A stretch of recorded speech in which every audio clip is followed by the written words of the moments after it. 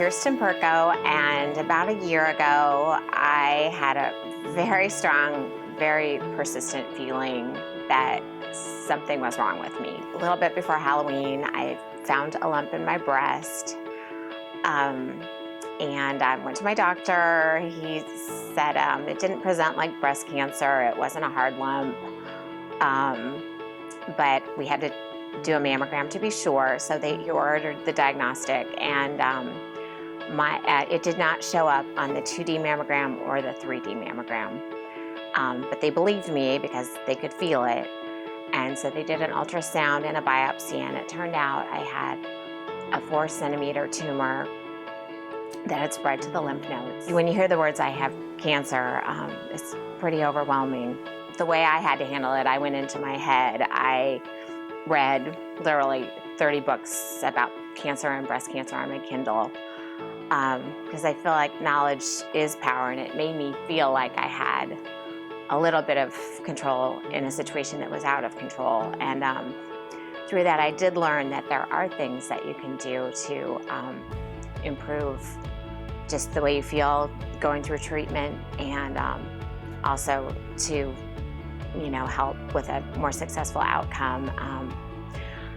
So I worked with a nutritionist. I changed my diet, 16 total weeks of chemotherapy, followed by surgery, followed by radiation, which was difficult on your body.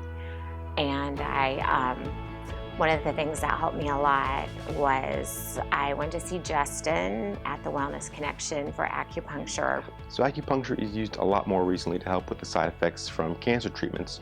What I did for Kirsten and what acupuncture does to help out is it stops the nausea, the vomiting, hot flashes, fatigue, things of that nature, and there's a lot we can do for that. They've done studies that show that it helps with your immune system.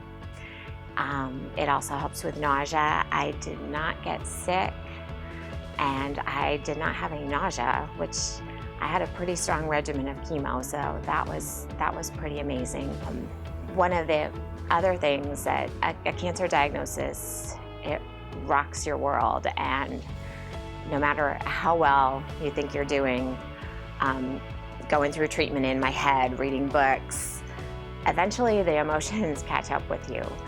And it was helpful to talk to someone about that, and just to learn to manage stress going forward. So once you've had cancer, that's a stress that stays with you for the rest of your life, and you have to figure out how to do that. That has been really helpful for me as well, just to speak to a professional and just to figure out how I'm gonna live my life in a healthy way going forward. The good news in all of this was my doctors do consider this particular cancer to be cured, and I don't have a crystal ball. Sometimes breast cancer comes back, but right now I have a clean bill of health, and I'm really grateful. And I'm really grateful to the Wellness Connection. They've had so many resources here that were able to make a difficult journey easier. And I hope to keep living a long, healthy life. So thank you.